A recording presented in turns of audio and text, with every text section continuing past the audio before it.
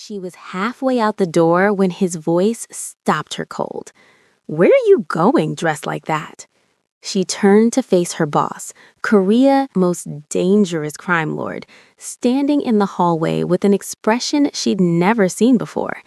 Anger, but not the kind she expected. He wasn't angry about her leaving. He was angry about the dress, the makeup, the fact that she looked beautiful. And what he did next changed everything between them forever. Aluchi Namdi had been working for Park Jae-won for 8 months, and in all that time, he'd barely looked at her twice. She was his housekeeper, invisible, efficient, exactly what a good domestic worker should be. She cleaned his penthouse in Gangnam, prepared his meals when his chef was off, and maintained the kind of discretion that working for a crime boss required. She wore the same thing every day: plain black pants, white button-down shirt, her natural hair pulled back in a simple bun. No makeup, no jewelry except her mother's small cross necklace. Nothing that drew attention. That's how Aluchi preferred it. She'd come to Seoul from Lagos 18 months ago to escape an abusive ex-boyfriend who'd nearly killed her. She'd chosen Korea specifically because it was far enough away that he'd never find her. She'd rebuilt her life carefully, quietly, becoming invisible by design. But tonight was different. Tonight was her best friend Amara's birthday party at a club in Itaewon. Amara, who'd helped Aluchi get the job with Park Jae-won through family connections. Amara, who'd been begging her for months to stop hiding, to live again, to remember she was only 27 and deserved to have fun. "You can't wear your work clothes to a club," Amara had insisted, dragging Aluchi shopping last weekend. "Just this once, let yourself be beautiful, let yourself be seen." So Aluchi had bought a dress. Nothing too revealing, she still had scars from her ex that she preferred to keep covered, but form-fitting, deep blue, falling just above her knees. She'd done her makeup carefully, highlighting her dark brown skin, her eyes, her full lips. She'd taken down her braids and let them fall freely around her shoulders. When she looked in the mirror in her small apartment, she barely recognized herself. This was the woman she used to be before fear had made her small and invisible. She'd returned to the penthouse to drop off the groceries she'd picked up before heading to the party. Jae-won wasn't supposed to be home. He had a business meeting that typically ran late. She was just going to slip in, put away the food, and leave. But he was home early, standing in the hallway between her and the door, staring at her like he'd never seen her before. "Where are you going dressed like that?" His voice was low, dangerous. Aluchi's first instinct was fear. She'd heard that tone before, from her ex, right before... No, Jae-won wasn't him. Jae-won had never been anything but professional with her. "I have the evening off, sir. I'm going to a friend's birthday party. I dropped off the groceries. Everything is put away. I'll be back tomorrow morning for my regular shift." Dressed like that? He moved closer, and she saw his hands were clenched into fists. "It's appropriate for a club, sir. I'm sorry if it offends you. I can go home and change." "Offends me?" He laughed, but there was no humor in it. "Aluchi, you've worked for me for 8 months. 8 months of hiding behind plain clothes and pulled back hair. And now you're going out, looking like..." He gestured at her, seeming unable to finish the sentence. "Do you know what men are going to think when they see you?" "That I'm a woman at a club?" She was getting angry now, pushing past the fear. "Sir, with all due respect, what I wear on my own time is my business. I've done my work. I'm leaving now." She tried to move past him, but he blocked her path. "Which club? In Itaewon?" "Yes, Octagon. Amara reserved a table for..." "You're not going." Aluchi stared at him. "Excuse me?" "I said you're not going. Not to Octagon. Not dressed like that." His jaw was tight, his eyes dark with something she couldn't quite read. "You can't tell me where I can and cannot go on my personal time. I'm your employee, not your property." Her voice was shaking now, but with anger rather than fear. "I'm leaving. I'll see you tomorrow." She pushed past him toward the door. His hand shot out and caught her wrist, not painfully, but firmly. "Aluchi, wait." She yanked her hand away, years of self-defense training from post-breakup therapy kicking in. Don't touch me. Don't ever touch me without permission. Something in his expression cracked. He stepped back immediately, hands up. I'm sorry, I shouldn't have. I'm sorry. They stood there in tense silence. Alucci could see the war happening behind his eyes, but she was too angry and confused to care. Why do you care where I go or what I wear? You barely notice me most days. I'm just the maid. Why does it suddenly matter? Because, he stopped, running his hand through his hair in frustration. Because you don't understand. Octagon isn't safe, not for women alone, not in Itaewon. There are people there, my people in rival organizations, and if they see you're connected to me, no one knows I work for you. I'm careful. I never mention my employer. Amara knows, and Amara's family has connections. Someone will make the connection eventually. His voice was urgent now. And when they do, when they realize you work for me, you become a target for information, for leverage, for... He stopped again, seeming to struggle with his words. For what exactly? I'm just a maid. I don't know anything about your business. I clean your apartment and cook your meals, and that's it. You're living in my building. You have access to my home, to me. He was closer again, his voice dropping. In my world, that makes you valuable, makes you vulnerable, and I can't... He stopped again, seeming to struggle with his words. I can't let you put yourself at risk like that. Why do you care? The question came out softer than she intended. I'm nobody, just a woman who cleans your house. You're not nobody. The intensity in his voice made her breath catch. And you're not just a maid. You're... He looked at her standing there in her blue dress, her natural beauty finally visible instead of hidden, and something in his expression shifted to something raw, almost painful. Do you really not know? Have I been that good at hiding it? Hiding what? That I notice you every day, every moment you're here, the way you hum while you cook, the way you arrange flowers in the vase because you think they look sad otherwise, the way you smile at the stray cat on the balcony when you think no one's watching. He took a breath. You're not invisible to me, Alucci. You never have been. Before we continue with this explosive confrontation, I need to know where you're watching from. Lagos, Seoul, Abuja, New York, London. Drop your city in the comments because this story about seeing and being seen is reaching people everywhere. Have you ever been invisible to someone who then suddenly noticed you? Let me know. If you're new here, welcome to the channel where we explore what happens when people finally stop hiding. Alucci didn't know what to say, couldn't process what he was telling her. Jaewon, Park Jaewon, one of Seoul's most feared men, had been noticing her, had been seeing her when she thought she was invisible. I don't understand, she finally said. You've never said anything, never acted like... Because you're my employee, because there's a power dynamic that makes any approach inappropriate, because you deserve better than a man like me. His voice was rough with emotion he wasn't bothering to hide anymore. But watching you walk out that door looking like that, going to a club where other men will see you, will approach you, will... He stopped, hands clenched again. Will what? Ask me to dance? Buy me a drink? Treat me like an attractive woman instead of invisible help? Is that so terrible? Yes, the word came out fierce. Because they'll see what I see, and they'll want what I want, and I'll have to stand here knowing I have no right to stop it, no claim on you, no... He turned away, pressing his palms against the wall. I'm making this worse. I'm sorry. Go to your party. I have no right to stop you. Just be careful, please. Alucci should leave, should go to Amara's party, should pretend this conversation never happened and return to the safety of invisibility. But instead, she heard herself ask, "What do you see when you look at me?" He turned back, and the expression on his face made her heart race. I see a woman who's been hurt before, who's hiding from something or someone, who's made herself small and quiet because it feels safer. That way. His voice softened, But I also see someone brave, someone who left everything familiar to start over in a foreign country, someone who learns Korean by watching dramas and reading newspapers, someone who sends most of her salary home to her family in Lagos, but still saves enough to take online university courses. How do you know about the courses? Because I pay attention.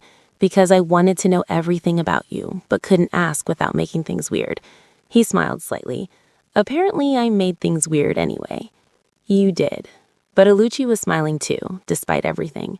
So all this time, when I thought you barely noticed me, I noticed everything.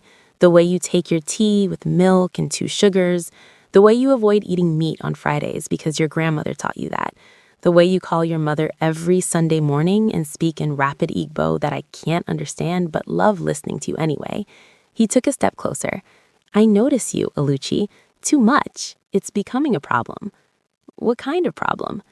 The kind where I can't focus on business meetings because I'm wondering what you're doing, where I come home early hoping to catch a glimpse of you before you leave, where I find excuses to be in rooms you're cleaning just to be near you. Another step closer. Where I see you dressed like this and want to do extremely inappropriate things. Like what? Her voice was barely a whisper. Like tell you that dress should be illegal because it's going to cause accidents. Like demand you stay here with me instead of going out. Like, he stopped himself. Like things your employer has no business thinking about his employee. What if I'm not thinking of you as my employer right now? The air between them felt electric, dangerous. Alucci knew she should step back, should maintain boundaries, should remember all the reasons this was complicated. But she'd spent 8 months being invisible. 8 months before that, rebuilding herself from the broken pieces her ex had left. 2 years of being small and scared and alone. And here was a man, dangerous, powerful, complicated, telling her he'd seen her all along, had noticed her, had wanted her. Alucci. Her name on his lips sounded like a prayer. If you don't leave now, if you stay here looking at me like that, I'm going to do something we might regret. What if I want you to? You don't know what you're saying. You don't know who I am, what I've done. I know enough. I know you run an organization that operates in gray areas. I know people fear you. I know you have enemies and complicated loyalties. She took a step toward him. I also know you've never been anything but respectful to me, never made me feel unsafe, never took advantage of the power dynamic. You could have, but you didn't. That's a pretty low bar. It's higher than you think. My ex, she stopped, the memories threatening to surface. Let's just say I know the difference between a man who respects boundaries and one who doesn't. You respect mine. Even now, when you want something from me, you're not taking it. You're waiting for permission. I'll always wait for permission. Always. His voice was absolute. Alucci, I need you to understand something. My world is dangerous. Being with me, being seen with me, it makes you a target. I've been trying to protect you by keeping distance, but if we do this, if we cross this line, I can't uncross it. You become mine to protect, mine to worry about, mine. The possessiveness in his voice should have scared her. Instead, it made something warm unfurl in her chest. After 2 years of being alone, of having no one claim her or care where she was or what she was doing, the idea of belonging to someone, of mattering that much to someone, was intoxicating. And what do you become if I become yours? Yours, completely, irreversibly. He reached up slowly, giving her time to move away, and tucked a braid behind her ear. I don't do anything halfway, Alucci. If we do this, I'm all in. Are you ready for that? She thought about Amara's party, about dancing with strangers, about going back to her small apartment alone afterward, about another night of being independent and safe and lonely. Then she thought about the way Jaewon was looking at her, like she was precious, like she mattered, like she was seen. I'm ready, she whispered, but I need to text Amara, tell her I'm not coming. You don't have to skip the party. We can... I don't want to go to the party anymore. I want to stay here with you, if that's okay. The smile that broke across his face was like sunrise. That's more than okay. As she pulled out her phone to text Amara, Jaewon went to his bar and poured 2 glasses of wine. When she finished, he handed her one. To crossing lines, he said, raising his glass. To being seen, she countered. They drank, and the air between them shifted from tense to anticipatory. Aluchi had never been more aware of her body, of the dress she was wearing, of the way Jaewon was looking at her like she was something worth savoring. "So," she said, trying to sound casual and failing completely, "what happens now?" Now I take you to dinner. Somewhere nice, somewhere public where I can show you off like you deserve." His voice was warm. "And then we talk, really talk, about who we are, what we want, what this could be. And if after all that talking you still want to be here with me, I'm going to kiss you goodnight like a gentleman and watch you walk back to your apartment. And tomorrow we figure out what this means for us. Deal?" "Deal." She was smiling so widely her face hurt. "But Jaewon, for the record, I'm hoping I still want to be here after dinner." "Me too, Aluchi. Me too." Jaewon took her to a private restaurant in Cheongdam-dong, the kind of place that didn't advertise and only catered to people who could afford not to ask about prices. Aluchi felt out of place in her club dress among the elegant diners, but Jaewon looked at her like she was the most beautiful woman in the room. Over dinner, they talked, really talked, for the first time without the barriers of employer and employee between them. "Tell me about Lagos, about your family." So Aluchi told him about growing up in Sudolere, about her mother who sold fabrics in the market, about her 3 younger siblings who are all in university now thanks to the money she sent home, about her degree in business administration that she'd finished just before leaving Nigeria. "Why did you leave?" he asked gently. "It's clear you love your family, your city. What made you come here?" She hesitated, the memories still painful. But if we were doing this, if we were crossing this line, he deserved the truth. "I was engaged to a man I thought I loved, thought loved me." She took a breath. "He became violent, started small, controlling what I wore, who I saw. Then it escalated. One night she touched her side where scars still marked her skin. He put me in the hospital, broken ribs, internal bleeding. I almost died." Jaewon's expression went very still, very dangerous. "Where is he now?" "Lagos, last I heard. I got a restraining order, but he has connections, police connections, money connections. I didn't feel safe staying in Nigeria." She met his eyes. "So I came here, changed my name legally, Oluchi Namdi instead of my original surname, started over where he couldn't find me." "Oluchi, He reached across the table and took her hand. "I'm sorry that you went through that you had to leave your home to feel safe. It was the right choice. I've healed here, physically and emotionally. She smiled slightly. "I also became very good at being invisible, at not attracting attention, at keeping men at a distance. It felt safer that way." "And tonight, the dress, the party?" "My friend Amara has been pushing me to live again, to stop hiding. Tonight was supposed to be a test. Could I go out, be seen, be normal again without panicking?" She laughed softly. "I didn't expect my boss to be standing between me and the door, looking at me like you wanted to devour me, like you were angry someone else might see me, like you were jealous." "I was jealous, am jealous. The thought of you in that club with other men." His grip on her hand tightened. "I know I have no right, but the jealousy was eating me alive. You have a right now, if you want it, if this is what I think it is. And what do you think this is?" "The beginning of something real. Something that probably shouldn't work, but might anyway." She turned her hand over in his, lacing their fingers together. "Tell me about you, about your world, the real story, not the rumors." So Jaewon told her about inheriting his father's organization at 23 when his father was killed by rivals, about spending a decade consolidating power, eliminating threats, building something stable, about the violence he'd committed, the gray areas he operated in, the blood on his hands. "I'm not a good man, Oluchi. I've done things I'm not proud of, things I can't undo, things that would make you run if you knew all the details. But I'm trying to be better, slowly transitioning to legitimate business. It takes time. You can't just abandon an organization overnight without creating chaos, but I'm working on it." He looked at her intently. "I want to build something clean, something I could be proud of, something that wouldn't make a woman like you ashamed to be with me." "I'm not ashamed. I see who you are now, who you're trying to become. That matters more than who you were." "You're too good for me." "Stop saying that. Let me decide what I deserve." She squeezed his hand. Jaewon, I like you. I think I've liked you for months, but was too scared to admit it. You've been kind when you could have been cruel, patient when you could have been demanding. You've seen me when I was trying to be invisible. That means something. He brought her hand to his lips, kissing her knuckles gently. Then let's try this, but slowly. I want to do this right, court you properly. No rushing, no pressure. Just us, figuring this out together. I'd like that. They finished dinner talking about lighter things, favorite movies, music, the ridiculous dramas they both secretly watched. By the time they left, Oluchi felt like she'd known him for years instead of just really meeting him tonight.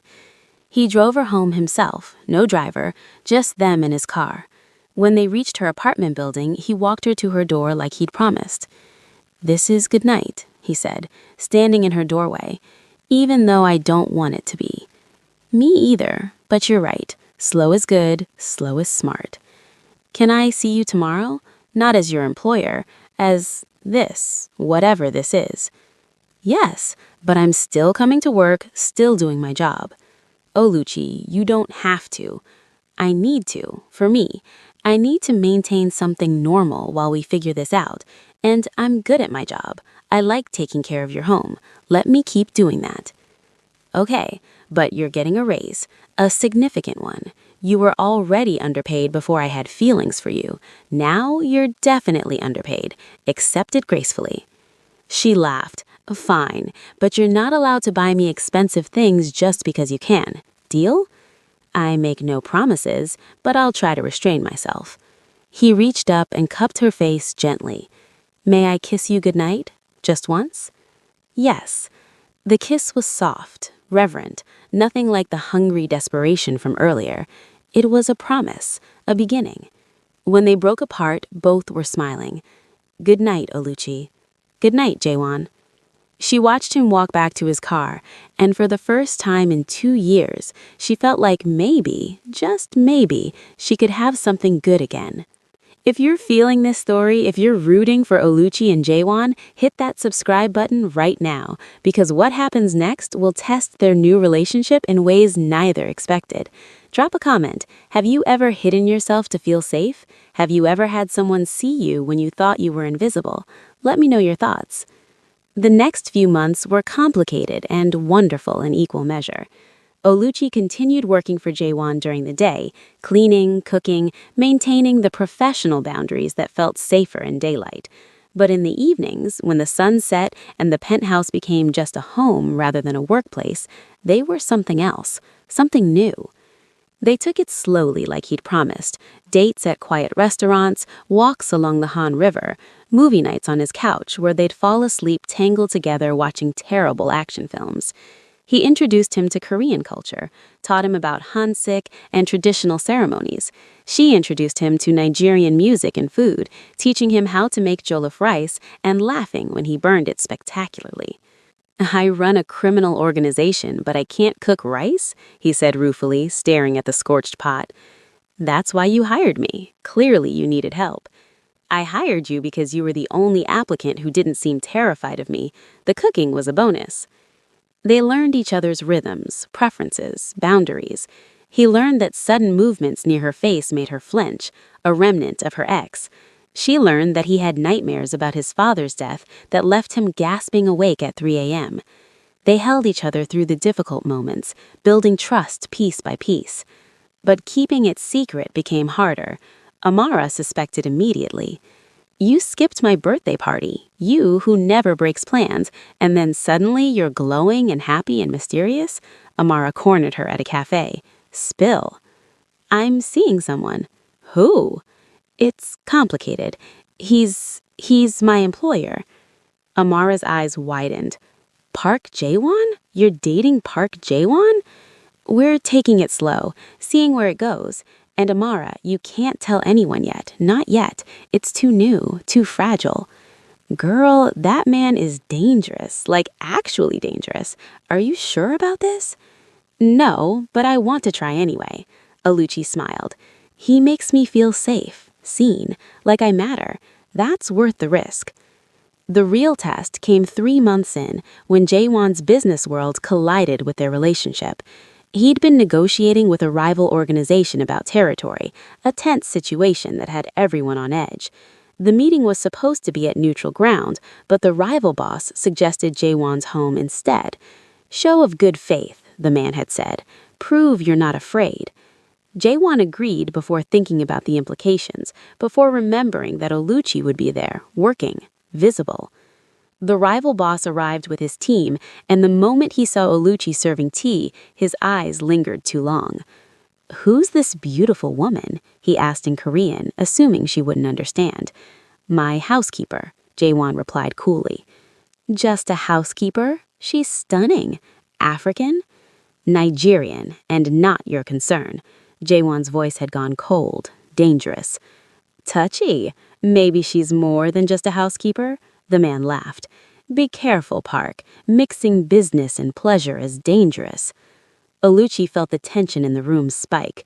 She finished serving and moved to leave, but the rival boss spoke directly to her in English. "You speak Korean, beautiful, or just English?"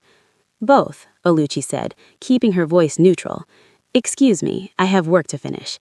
"Wait, what's your name?" Jaewon stood. "The meeting's over. You got your answer about the territory. It's a no. Now leave." Touching a nerve. Interesting. The rival boss stood slowly. "Beautiful woman, protective boss. How much would someone pay for information about Park Jaewon's personal life, I wonder?" 3 of Jaewon's security materialized from nowhere, positioning themselves strategically. The atmosphere had gone from tense to lethal in seconds. "You will leave my home," Jaewon said quietly. "You will forget you saw anyone here. And if I hear my household staff mentioned anywhere, by anyone, I will consider it a declaration of war. Are we clear?" The rival boss looked between Jaewon and Oluchi, calculation evident in his eyes. But he was smart enough to recognize genuine threat when he saw one. "Crystal, my apologies for any offense." He bowed slightly and left with his team. After they left, Oluchi found Jaewon in his office, his hands braced on his desk, his shoulders tense. "I'm sorry," he said without looking up.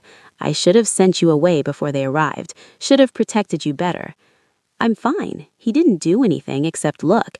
"He saw you. He knows you exist. That makes you vulnerable." "Then protect me. Isn't that what you do? Protect what's yours?" "You're not property to protect. You're a person who deserves better than this life." "Stop telling me what I deserve. I'm choosing this, choosing you, choosing us." She moved to him, taking his face in her hands. "I know the risks. I'm not naive. But Jaewon, I'm also not helpless. I survived my ex. I survived starting over in a foreign country. I can survive your world if you're beside me. If anything happened to you because of me, then we deal with it together. But you don't get to push me away to keep me safe. That's not how partnerships work." He pulled her close, holding her like she might disappear. "You're too brave for your own good," says the man who runs a criminal organization. "Former criminal organization. I'm transitioning to legitimate business, remember?" "How's that going?" "Slower than I'd like, but faster than before. Turns out having something worth being good for is highly motivating." She kissed him softly. "We'll figure this out, together." What followed was controlled violence. Jaewon's team neutralized the rival's men with brutal efficiency. Within 3 minutes, the rival boss was on his knees, Jaewon's gun pressed to his temple.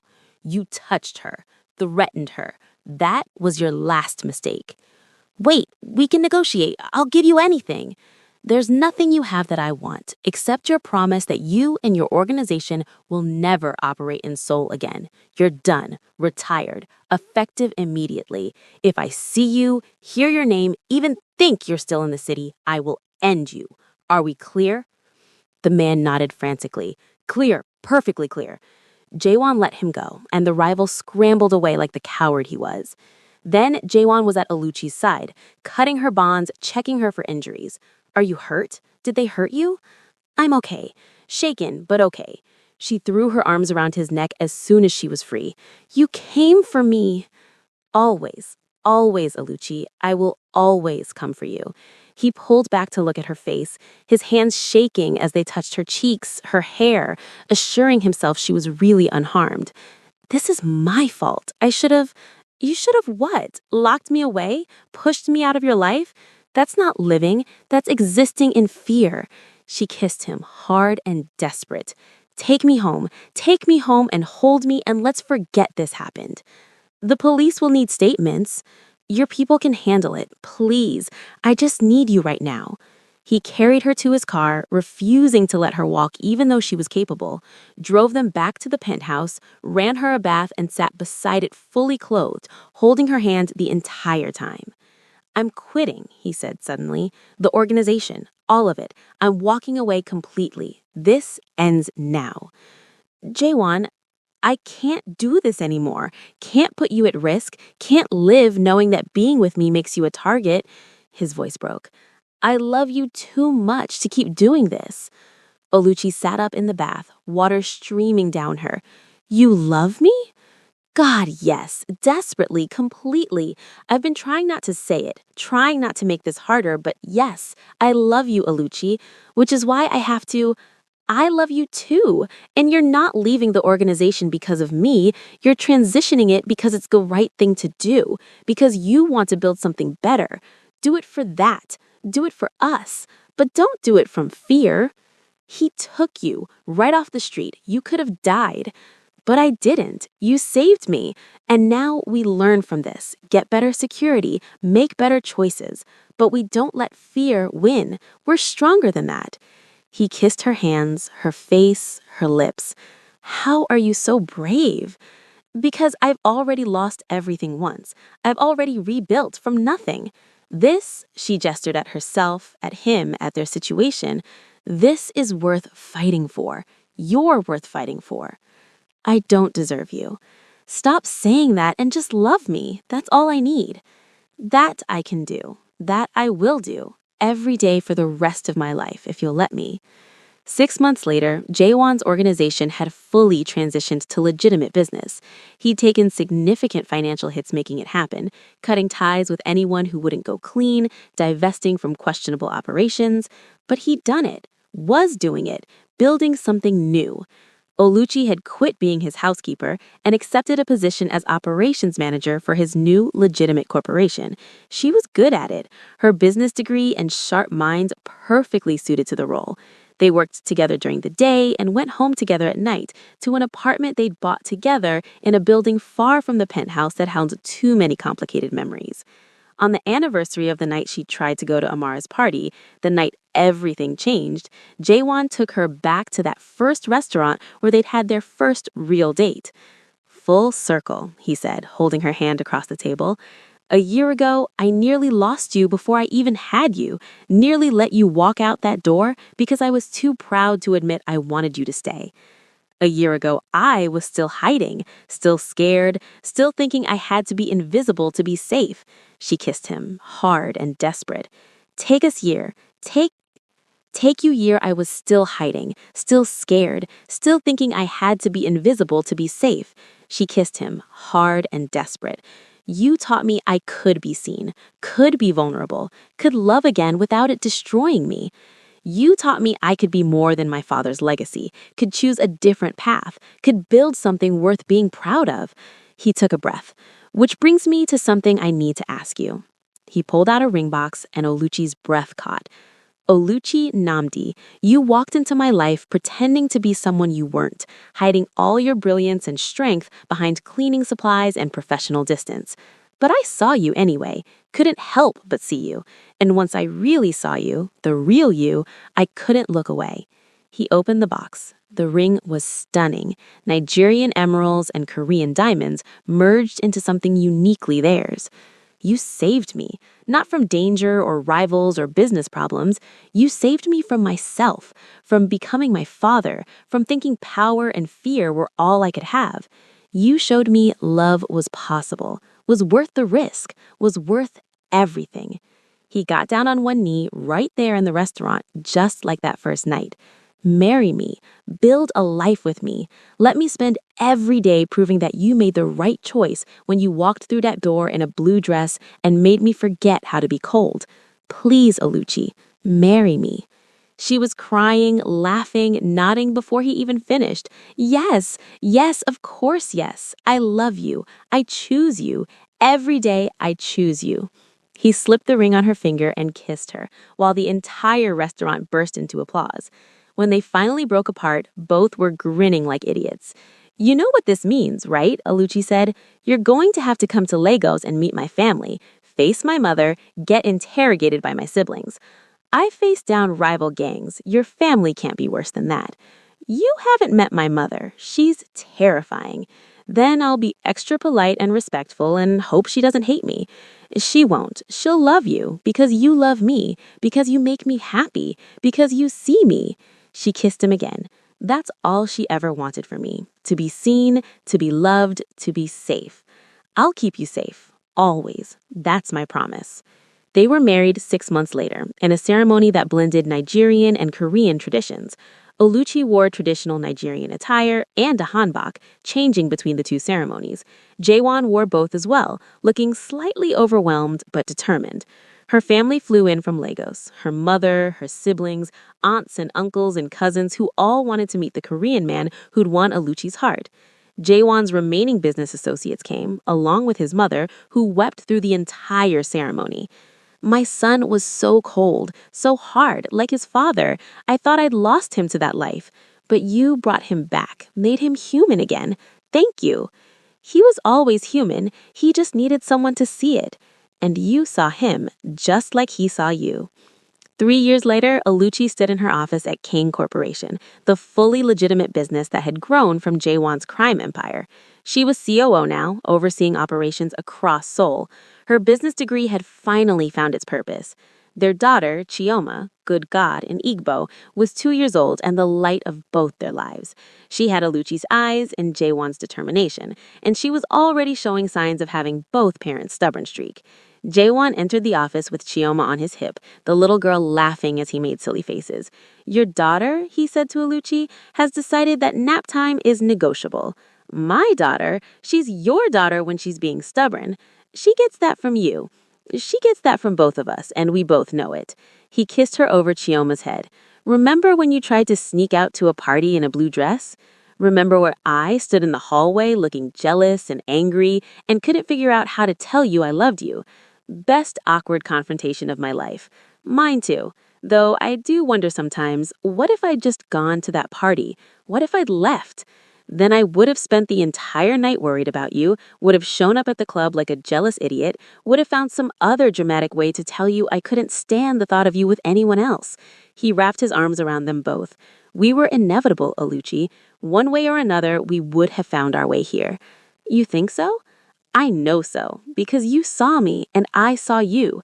That kind of recognition, that kind of connection, it doesn't just go away because of bad timing or complicated circumstances. It finds a way." Chioma squirmed between them, demanding attention. They laughed and separated, tag-teaming to keep their energetic toddler entertained. Later, after Chioma was finally asleep and they were curled together on the couch, Oluchi thought about that night 3 years ago, about the dress, the anger in his voice, the fear in her chest. The moment everything changed. "Hey," she said softly, "thank you." "For what?" "For seeing me, for not letting me stay invisible, for being angry that I was leaving." She kissed him gently. "For loving me enough to risk telling me. Thank you for staying, for giving me a chance, for being brave when I was terrified," pulling her closer, "for wearing that blue dress and reminding me I was still capable of feeling something other than cold calculation. I still have that dress, you know. I know, I've seen it in our closet. Do you want me to wear it again sometime? Only if you promise not to try to leave while wearing it. My heart can't take that again." She laughed, the sound filling their home with warmth. "Deal. Though, for the record, I'm never leaving. You're stuck with me." Best sentence I've heard all day.